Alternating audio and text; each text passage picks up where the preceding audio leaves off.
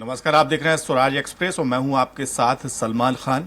आज हमारे साथ जो शख्सियत मौजूद है वो किसी नाम की मोहताज नहीं है, फिर भी मैं आपसे उनका तारुफ करा देता हूं। हमारे साथ मौजूद हैं श्रेयस तलपड़े साहब, जो कि फिल्मी दुनिया का एक बड़ा नाम है। सीधे हम उनसे रूबरू होते हैं। तलपड़े साहब, बहुत बहुत स्वागत है आपका स्वराज एक्सप्रेस पर। आपका भी स्वागत है सलमान खान जी। नहीं, thank you so Shreyas much. जी, भोपाल में शूटिंग चल रही है, कौन सी फिल्म है? कब ये दर्शकों को देखने को मिलेगी? ये फिल्म का नाम है करतम भुक्तम और इसके प्रोड्यूसर है हमारे राजभाई मेहता और डायरेक्टर है सोहम शाह। और ये कब देखने को मिलेगी ये तो मेरे ख्याल से प्रोड्यूसर ज़्यादा अच्छे से आंसर कर सकते हैं, लेकिन मैं चाहता हूँ कि ख़त्म हो जाएगी। इनफैक्ट दिसंबर एंड तक we will finish the shooting. उसके बाद एक आई कैन 3-4 महीने का post production and we should be ready. Sher ji, आपसे ये भी जानना चाहूंगा कि गोलमाल और कई ऐसी फिल्में हैं जो कि दर्शकों के दिल पर आज भी राज करती हैं। ऐसे आने वाले समय में और कौन सी फिल्में आने वाली हैं? सर, फिल्म का तो ऐसे तो बोल नहीं सकते। हर फिल्म हमारे लिए उतनी ही क्लोज होती है, उतनी ही प्यारी होती है। तो कोशिश तो यही है कि करतम भुक्तम भी एक वैसी फिल्म बने जो लोगों को याद रहे, जो लोगों को पसंद आए। बाकी तो भगवान है ही, वो जो करेंगे हम काम करना हमारे हाथ में। एंड हम तो चाहते हैं कि हम सारी जितनी फिल्में करते हैं, लोगों को जितनी गोलमाल पसंद आती है उतनी बाकी की फिल्में भी पसंद आए। जी, पुष्पा पुष्पा इस वक्त हर व्यक्ति के बच्चों के जुबान पर है। हमारा भतीजा भी है रफ़ी, वो अक्सर बोलता है मैं झुकेगा नहीं। वो काफ़ी हिट हुआ है। उसको करने के लिए, उस रोल को करने के लिए, उस डबिंग करने के लिए कितना आपको वक्त लगा, कितनी मेहनत लगी पूरी टीम की? एंड ऑफ कोर्स आपने बिल्कुल सही कहा, पूरी टीम उसमें इन्वॉल्व होती है, कोई एक बंदे का क्रेडिट नहीं होता।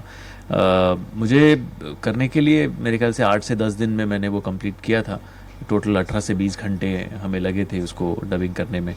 बट बहुत मज़ा आया। एंड अभी जो उसका रिस्पॉन्स आ रहा है, अभी फिल्म के रिलीज़ के बाद से पिछले 1 साल से, इट हैज़ बिन फिनोमिनल। मतलब मैंने कभी सपने में भी नहीं सोचा था कि डबिंग की हुई फिल्म का ऐसा भी रिस्पॉन्स आ सकता है। So I am very glad, very happy and very thankful. मतलब हमारे दर्शकों का शुक्रगुजार हूँ, भगवान के लिए। I really want to thank God कि ये मेरे करियर में, मेरे लाइफ में ऐसा पहली बार हुआ है कि मैंने डब की फिल्म और उसका इतना बड़ा उसके चर्चे हो गए।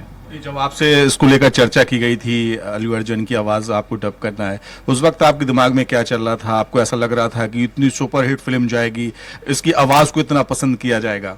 ये सच बताऊं तो किसी को इस बात की कोई खबर नहीं होती। पिक्चर जब बनती है तो बनाने वालों को बड़ा अच्छा लगता रहता है, बट कभी कभी रिलीज़ होती है और लोग कुछ और ही उसका वर्डिक्ट दे देते हैं और हमें लगता है अरे लोगों को क्यों पसंद नहीं आई। और कभी कभी ऐसा होता है कि पिक्चर हम बनाते हैं कि चलो ठीक ठाक लगेगी, वो लोगों को इतनी पसंद आ जाती है। तो सच बोलो तो मेरे डबिंग के बारे में बिल्कुल ये दूसरी वाली बात थी कि मेहनत तो की थी, पूरी टीम ने मेहनत की थी और हमने बहुत एंजॉय भी किया कि इसको और अच्छा कैसे किया जाए। जिस तरीके का रोल अल्लू जी ने उसमें परफॉर्म किया था, जिस इंटेंसिटी, जिस कन्विक्शन से उन्होंने परफॉर्मेंस दिया था, तो मेरा बस इतना ही था कि मैं उसको जस्टिस करूं, अपनी आवाज़ से उनके परफॉर्मेंस को जस्टिस करूं। पर वो जब रिस्पॉन्स लोगों का आना शुरू हुआ तो पहले पहले तो मैं खुद दंग रह गया था कि ऐसा क्या कर दिया मैंने। आपको कभी लगता है ना कि भाई मैंने तो अपना काम किया है, ऐसा आउट ऑफ द वर्ल्ड तो शायद मैंने कुछ किया नहीं। बट जिस तरीके का प्यार लोगों ने दिया है, जिस तरीके से सराहा है इस फिल्म को और मेरे काम को, I can never forget that. एक चीज़ और आप जिससे जानना चाहूँगा कि जैसे हम जब फिल्म कोई करते हैं या कोई एक्टिंग करते हैं, वो कठिन होता है लेकिन इतना कठिन नहीं होता है जितना कि वॉइस ओवर, उसी हाव भाव के साथ बात करना, एक्सप्रेशन चाहिए, जो तमाम चीज़ें बड़ी मुश्किल मुझे लगती है कि इसमें कैसे किरदार में आप गए, कैसे आप डूब गए थे कि मैं झुकेगा नहीं? नहीं, बिल्कुल सही कहा आपने। इनफैक्ट जब हम रोल करते हैं तो हम उसकी प्रिपरेशन करते हैं, हम वहाँ पे एक्चुअली फिजिकली काम कर रहे होते हैं, बाकी एक्टर्स होते हैं, डायरेक्टर होता है और आप फिर उसमें घुस के आप काम करते हो। बट जब डबिंग करना होता है तो किसी ने ऑलरेडी वो किया हुआ है, आपको वो सेम इंटेंसिटी मैच करनी है। वो छोटे से स्टूडियो में अब जैसे बैठ के माइक सामने है, वैसी पोजीशन होती है कि वहाँ बैठे बैठे आपको बस वो इमेजिन करना है कि उसने क्या इंटेंसिटी से किया होगा और मुझे अब यहाँ क्या इंटेंसिटी से करना है।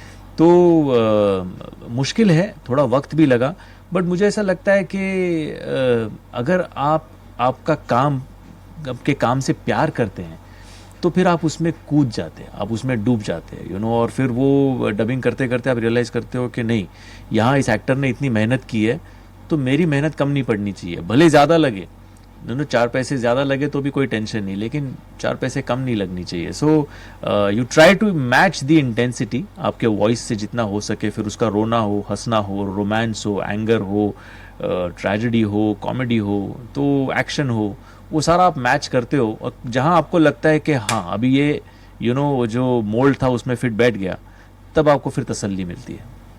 पुष्पा पिक्चर में ही सिर्फ आपने डबिंग किया है या फिर अली अर्जुन को लेकर आपने और भी कोई फिल्में हैं उसमें अपनी आवाज़ दी है? नहीं नहीं, मैंने सिर्फ पुष्पा के लिए डब किया है। मैंने पुष्पा के पहले एक इंग्लिश फिल्म आई थी द लायन किंग नाम की, जिसमें शाहरुख खान ने डब किया था, उनके बेटे ने डब किया था, आर्यन ने। उसमें मैं, संजय मिश्रा, हमने भी डब किया था। वो एक ही फिल्म की थी, उसके बाद पुष्पा बस। कॉमेडी फिल्म कई ऐसी फिल्में, गोलमाल, आज भी दर्शक जब भी उसको टीवी को खोलते हैं तो उस वक्त उनको हंसी आ जाती है। तो आपने क्या उम्मीद की थी कि लोग इतना दर्शकों के दिल में इतनी भाएंगे? और भी आपने फिल्म की ओम शांति ओम है। जी नहीं, ऑफकोर्स आप जब फिल्म करते हो तो कहीं ना कहीं आपको एक फिल्म के बारे में फील एक रहता है कि ये शायद लोगों को मज़ा आ जाएगा। क्योंकि कभी कभी सेट पे आप कोई पंच क्रैक करते हो आपके सीन में, और सेट पे अगर लोग हंसे तो ऑडियंस ही है सारा, हमारे टेक्नीशियंस भी तो ऑडियंस ही है सारा। तो अगर वो हंसते हैं तो आपको लगता है कि चलो शायद हम सही जा रहे हैं।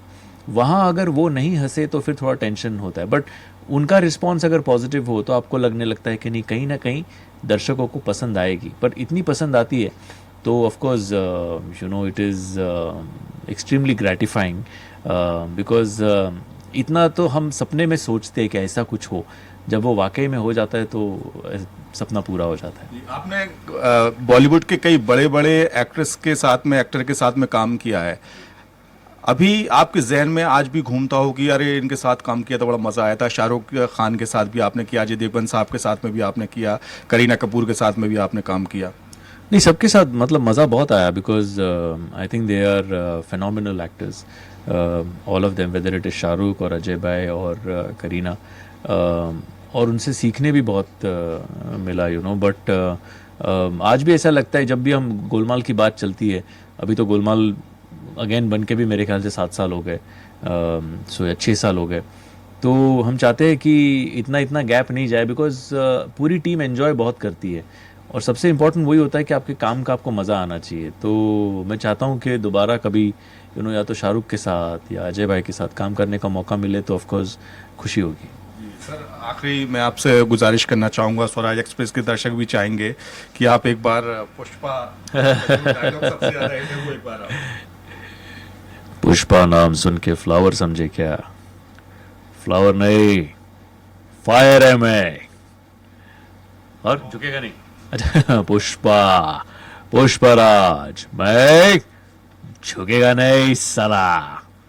तो सुना आपने शहस्थल पड़े साहब को, झुकेगा नहीं साला। यानी कि ये डायलॉग आज भी लोगों के दिल और दिमाग पर बना हुआ है, और अक्सर लोग अमूमन अपनी बातों ही बातों में इस डायलॉग को अब यूज करते हैं। कैमरा पर्सन दीपक पाटीदार के साथ सलमान खान, स्वराज एक्सप्रेस।